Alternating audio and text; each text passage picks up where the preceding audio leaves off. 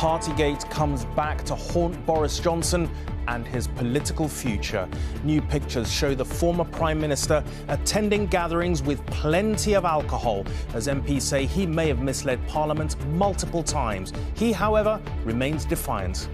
The reason there's no evidence to show that I must have known, or I must have believed that illegal events were taking place is because I didn't. He's been written off many times, but is this the most serious test he's faced, just as he planned a comeback? Also in news at 10 tonight.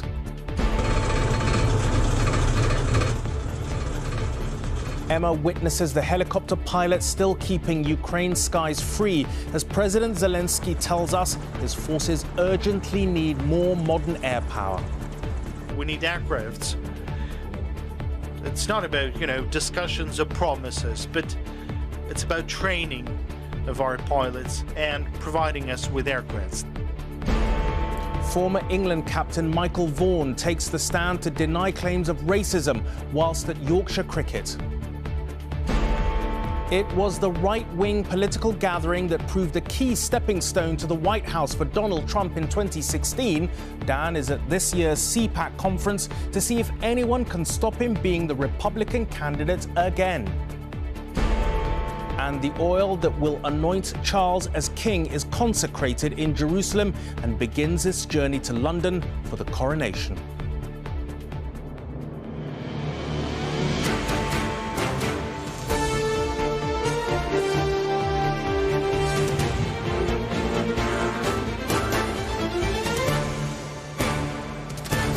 This is ITV News at 10 with Rageh Omar.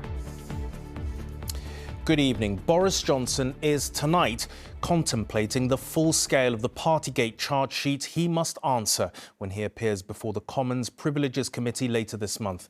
Today's preliminary report by the committee detailed the main issues it will put to Mr Johnson in its inquiry into allegations that he misled Parliament about lockdown parties in Downing Street at the height of the pandemic. The report includes new evidence of alleged rule-breaking, including a number of previously unseen images. The committee claims breaches of COVID rules would have been, in its words, obvious to Mr Johnson. The former Prime Minister said there was no evidence in the report that he had knowingly or recklessly misled Parliament. Boris Johnson was raising a toast that would be the beginning of his downfall. Previously unseen photos of Downing Street gatherings show the then Prime Minister surrounded by bottles, apparently breaching lockdown rules. Time and time again, he's told the same story. All guidance was followed. No COVID rules were broken. But today, MPs investigating whether those comments amounted to him misleading Parliament has said evidence strongly suggests COVID rule breaking would have been obvious to Mr Johnson when he was at the parties. That he failed to tell the House what he knew about them, where the rules had been broken. He did not correct misleading statements to the House of Commons at the earliest opportunity and had personal knowledge of lockdown gatherings in number 10 Downing Street, which he could have told MPs. Today, Mr Johnson was defiant, defending his actions. I believed implicitly that they were within the rules. The reason there's no evidence to show that I must have known, or I must have believed that illegal events were taking place is because I didn't. And I thought we were fighting COVID to the best of our ability in very difficult circumstances, in number 10, in the Cabinet Office, night and day. Also released today, WhatsApp messages sent between Downing Street staff. One read, "Can you pull together our best possible defence on this one? I don't know what we say about the flat." Another replied, "Don't we just do a generic line and not get into whether there was a drinks thing or not?"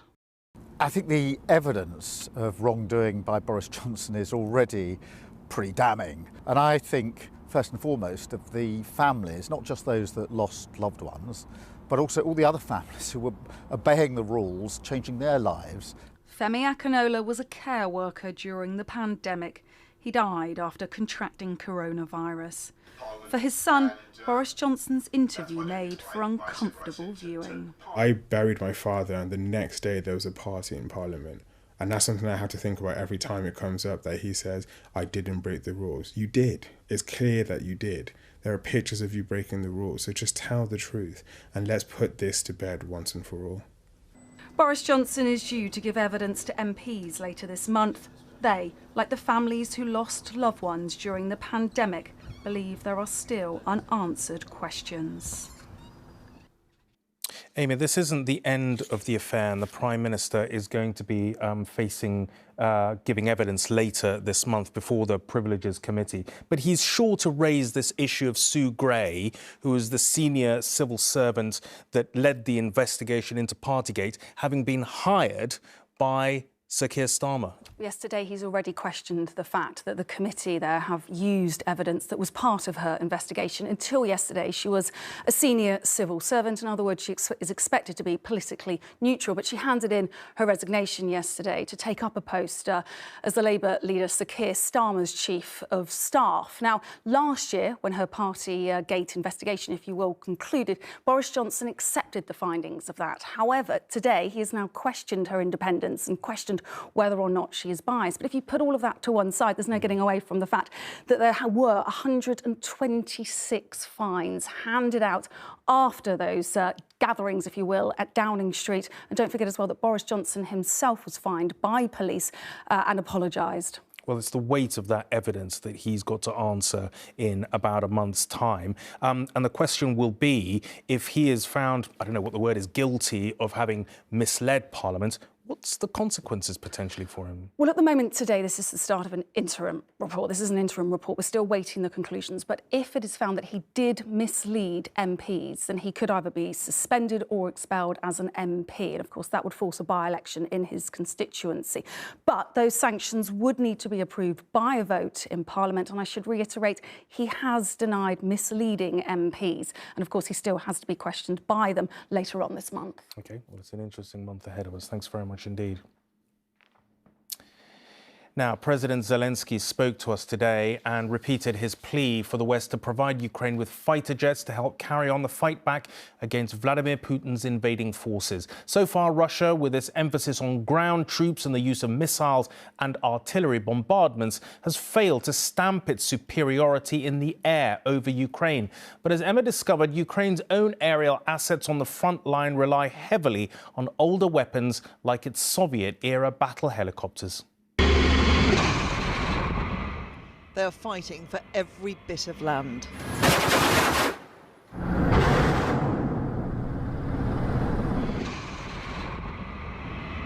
Fighting from above to target Russian positions and force the front line back.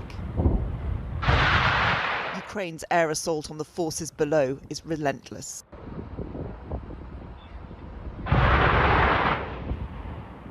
And so across eastern Ukraine, sortie after sortie seeks out Russian positions.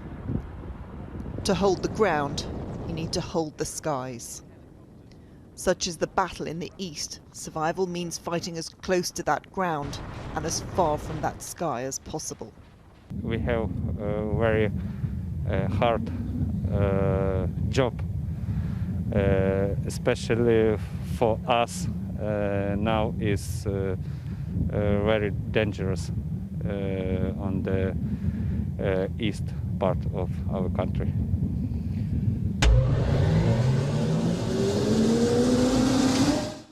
We were given access to the teams upon whom the air war rests. Without the defensive protection of more modern-day machines, the vulnerability is immense, and so they fly low and they fly fast. At times, they're barely higher than the trees. But to go higher risks exposure to Russian attack. This past year has changed their ways. A learning curve under threat and constant pressure. Such is the ferocity of the fight in the east that these pilots are flying more in 2 weeks than they have in their entire 6 years of training. Battle and losses have honed their fighting style. No one will say how many crafts or people have been lost, but now they stay back and fire from afar. If we have the long distance to enemy, we have a chance for life. Have you lost friends? Yes, yes, I have. Many? Yes, many. It's my, they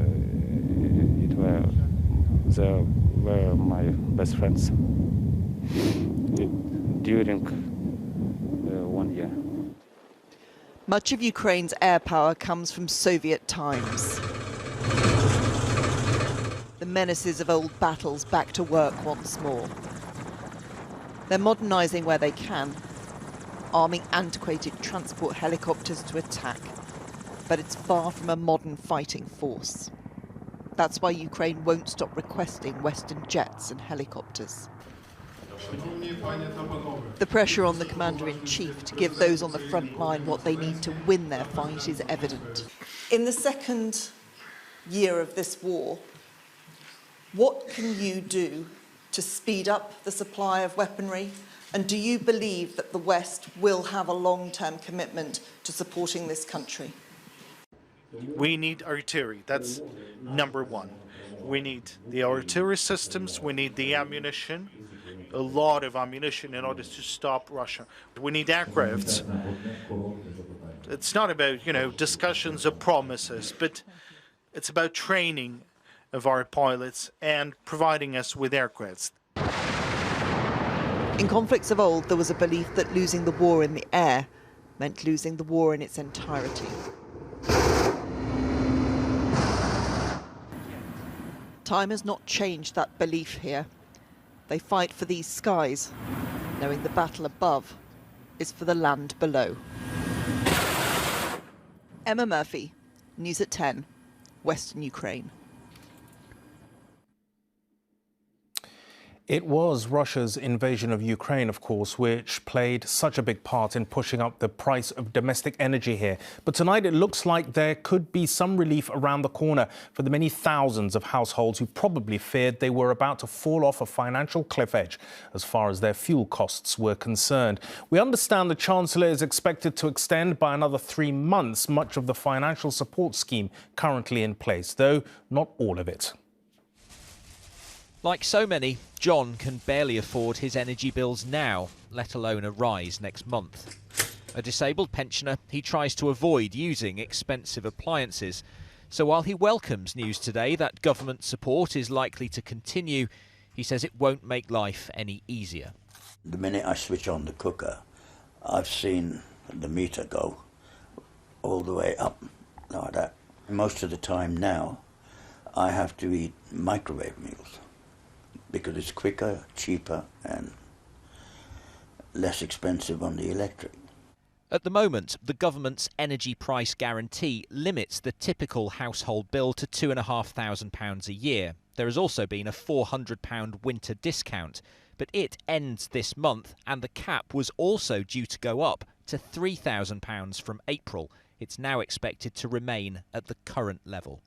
Putting prices up when wholesale prices are dropping is unnecessary. It's bad for people's pockets, it's damaging for people's mental health, it's bad for consumer confidence, which means it's bad for business too, and it would unnecessarily increase inflation. So I'm very pleased that after these weeks of hard campaigning, it looks like the government is now listening.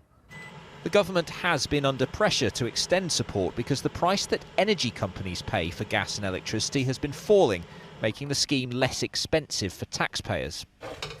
But the move isn't expected to be confirmed until the budget in a fortnight, to the frustration of suppliers. We need time to update our systems, calculate direct debits and make sure customers get accurate information.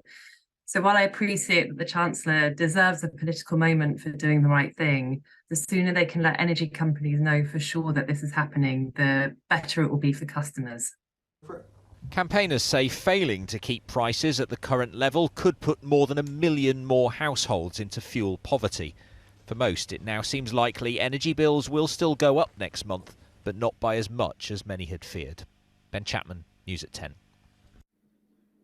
Two of the biggest unions involved in industrial action by ambulance workers in England are tonight calling off strikes planned for next week after the government agreed to talks about pay. Martin's here to explain. Martin, I suppose it's pretty much good news for everyone concerned, with talks potentially getting underway quite soon? Yeah, the government says it wants to start talks as soon as possible. In fact, potentially even as soon as this weekend. I think The big thing for people sat at home to know is that the biggest strike next week on Wednesday, which was 32,000 Unison members, ambulance staff, NHS staff, that one's definitely been suspended. On Monday next week in Wales, the ambulance strike is definitely off. In England, it's still on for Unite members, but GMB members won't take part, so there should be less disruption. Now, why, you may ask, have things moved? Well, the GMB union say they've forced the government to change its mind by saying they'll actually withdraw the level of emergency services they provide on strike days, and they say that's forced the government to make what it calls a huge shift by agreeing to talk about pay not only this year, but next year as well. And crucially, they say they've had assurances that the government, any extra cash it finds, won't come from their existing budget. Now, the Health Secretary has always said he'll only enter into talks if the strike action has been suspended. And this is a trend we've seen, haven't we, with the nurses. You know, there should have been nurse strikes on Wednesday and Thursday this week, but they were cancelled, so talks can go on. Hopefully progress is being made there. The government says it's disappointed that Unite Union isn't taking part in this strike. And there's another fly in the ointment. The British Medical Association, their members, the junior doctors, this is potentially the really big one. A strike is still planned for 72 hours, starting on Monday the 13th. And at the moment, it doesn't look like a huge amount of progress has been made there. OK, thanks, Martin. Now, a major teaching union in Scotland announced tonight it is suspending a planned series of rolling strikes as well. The Educational Institute of Scotland says it will instead ballot its members on a revised pay offer presented by the Scottish Government. The union says it will recommend that the offer should be accepted. Every local authority in Scotland would have been targeted by the 20 days of strikes that have now been called off. Michael Vaughan was one of the most distinguished and successful England cricket captains, but today he was called before a disciplinary hearing to defend himself against accusations of racism. He insisted it was inconceivable that he had made a racist comment to 4 Yorkshire players whilst playing for the county side during a match in 2009. While giving evidence, he admitted the allegations were a terrible look for cricket. Much has been discussed about what Michael Vaughan said to Azeem Rafiq and 3 other Asian teammates in 2009. Today was his chance to give his version. Cross-examining Vaughan for the ECB, Jane Mulcahy said, "You agree the words 'there's too many of you lot' are racist or discriminatory?" "Absolutely," he replied. When he admitted he couldn't remember the form of words he actually used, Mulcahy said then he couldn't categorically deny using them. Vaughan responded, "Knowing me in 2009, that's not the sort of thing I would have said." A series of tweets made by Vaughan were then highlighted. In one, he wrote, "Not many English people live in London." He began another, "Why when you ring 118 118 are all the people who answer foreign?" He described them today as disgusting. Mulcahy challenged Vaughan. "The tweets reflect your values." Vaughan replied, "They're historical tweets. I don't think it's fair to suggest that they represent my values." Mulcahy went on, "The tweets are similar in tone to 'there's too many of you lot.' Do you accept that?" "No," he said. When asked why he went to meet Azeem Rafiq, Vaughan told the hearing he thought the whole situation was escalating out of control. It was getting too big and hurting too many people. Earlier, Vaughan's barrister questioned the credibility of the investigation, specifically who was interviewed about what Vaughan was alleged to have said. "You didn't speak to the umpires," he asked the ECB's Mina Botros. "No," he replied. "You didn't speak to the Sky cameraman?" "No." "You didn't speak to Michael Vaughan?" "No, we wrote to him." "You weren't really interested in looking into the matter, apart from finding corroborating evidence, were you, Mr. Botros?" "No, that's not correct." The panel also heard from Azeem Rafiq's union rep, who said that Rafiq told him he'd use the race card for personal gain. One allegation involved being accepted on a coaching course after the deadline had passed. Rafiq described this as a really odd thing to claim. Like all the accused, Vaughan won't know until later this month whether the charge against him has been upheld or not. Whichever way it goes, though, for him and the others, no one will have anything to celebrate. Steve Scott, News at 10. A couple appeared in court today accused of manslaughter over the death of the woman's baby daughter, whose remains were found in an allotment shed, wrapped in a plastic bag. Constance Martin, an aristocrat with royal connections, and her partner Mark Gordon were remanded into custody by magistrates at Crawley in Sussex. The couple had been missing for several weeks before being arrested in Brighton on Monday. The baby's remains were found on Wednesday. The cause of her death has not yet been revealed. Iran's president today ordered a top-level investigation into a number of incidents in which pupils at several girls' schools appear to have been overcome by noxious fumes. Little is known about the alleged poisonings, but until today, the Iranian government had been mainly dismissive of the alleged incidents, which started to surface last November in the southwestern city of Qom. Now, the authorities say there have been a deliberate criminal acts. According to reports, some 30 schools have been affected, with around 400 girls falling ill. At first, Iranian officials tried to deny these incidents had even happened. But now they admit hundreds of young schoolgirls appear to have been poisoned by fumes while in their classrooms over the past 3 months.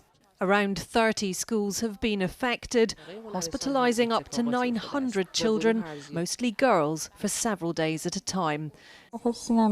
This schoolgirl said she felt chest pain and difficulty walking after falling ill in class in the city of Qom. Some fear the girls' schools are being targeted in response to recent protests over women's rights in Iran. This video emerged this week of a group of girls outside a school in western Tehran chanting "Women, Life, Freedom," a slogan that's become familiar across the country. In the last 10 years, women's rights in Iran went backward. In the UK, Iranian activist Negan Shiragbai has been gathering information on the poisonings. She's been moved by the determination of one girl she spoke to who won't let this stop her education. She ended up in a hospital. She's one of the cases that, the periodic loss of consciousness happened to her for a week. Still, she's scared, but she's going back to a school. And this is the other thing, that some of them, they feel like if they stop going to school, they're going to lose the right of going to a school forever.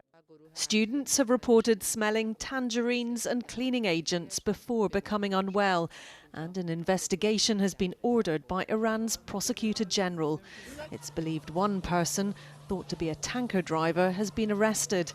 And while schools remain open in defiance of this apparent campaign of intimidation, the Iranian Teachers Union has told ITV News they are calling for a nationwide gathering of teachers next Tuesday in protest against the poisonings. Martha Fairley, News at 10. It's been revealed tonight that President Biden had a patch of cancerous skin removed from his chest last month. The president's doctor said Mr. Biden, who met Germany's Chancellor Scholz today, had the tissue removed during a routine physical on the 16th of February. He said the removal was successful and had healed nicely, and the president will continue to have regular skin screenings. So-called basal cell sarcomas are among the most common forms of cancer, easily treatable if caught early.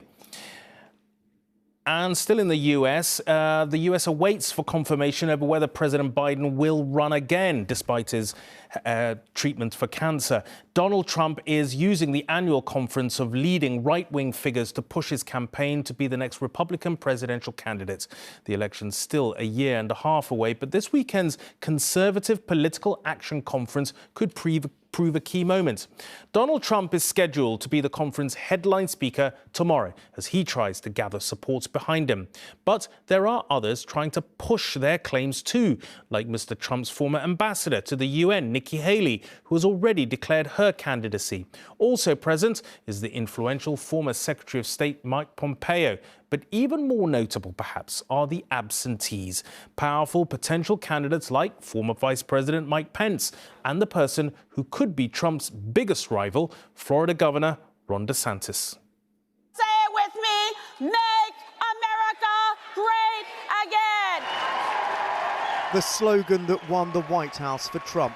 was once again being deployed by his most devoted loyalists. This felt not like a Conservative conference, but a Trump coronation at times. Can I have a photo? His acolytes greeted like rock stars. What's your prediction for the election in 24? President Trump's going to win. You're certain of that? That's my prediction. You asked me. Vote for Donald J. Trump in the CPAC straw poll, and let's go get him! Donald Trump's most ardent supporters were delivering a clear message. After the art of the deal is the art of the comeback, so we may see America's greatest president return. You think it's Trump all the way? I do.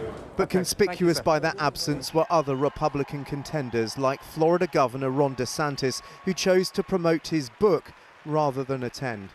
I've wandered around this event for a couple of hours now and I haven't seen a single sign in support of either Ron DeSantis or Mike Pence. It still feels like this conference is dominated by the supporters of just one man, Donald Trump. Why do you think so many senior Republicans are not here? The answer took a few seconds, but highlighted the rift within the party. Because they don't want to share a stage with Donald Trump, guys. Let's be honest here, okay? That's not what you guys will say, but that's the truth. The British people have to understand something. The United States of America is finished paying for Ukraine.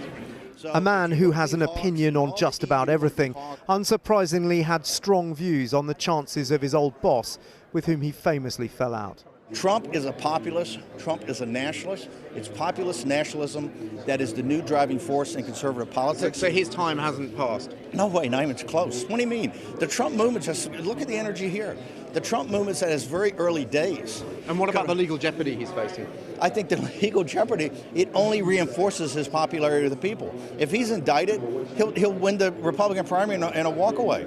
If they dare to indict him on all these trumped-up phony charges, he only gets more powerful with the people. Donald Trump 2024. And Trump's people have a devotion to him which borders on religious fervour. Donald Trump has a mission that he began. He talks the talk, he has been walking the walk, and he needs to come back and make America great again. Nikki Haley was one of the few Trump rivals to brave this political bear pit. Trump. And didn't exactly get a warm send-off. Dan Rivers, News at 10, Washington. Finally, the sacred oil which King Charles will be anointed at his coronation was consecrated in Jerusalem today. The oil, called chrism, has played an important part in holy ceremonies, including the coronation of monarchs dating back to the early church. For centuries, monarchs have been anointed with holy oil from Jerusalem. Today, in the Church of the Holy Sepulchre, at the site where Christians believe Christ was buried and rose from the dead, they were preparing to consecrate the chrism oil, which will be used to anoint King Charles at his coronation in May. The oil for the enthronement and the coronation brings about something of a deep and profound meaning, both to King Charles, to the church in Jerusalem, to the Holy Land, and I think to the whole world. The chrism oil was consecrated by the Orthodox Patriarch of Jerusalem alongside the Anglican Archbishop in a special service. Using olives harvested from the Mount of Olives, it's perfumed with rose, jasmine, amber and orange blossom.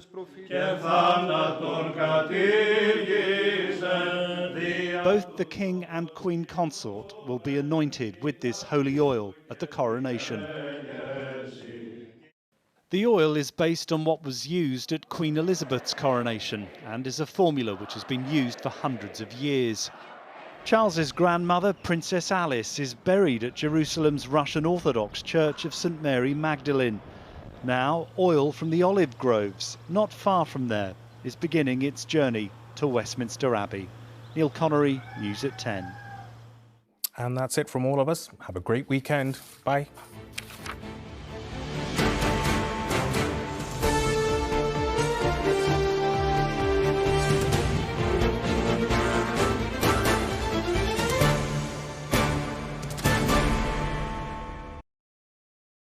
Your daughter was already dead when I found her. Why did you run? I want to know what happened to her. Stops now!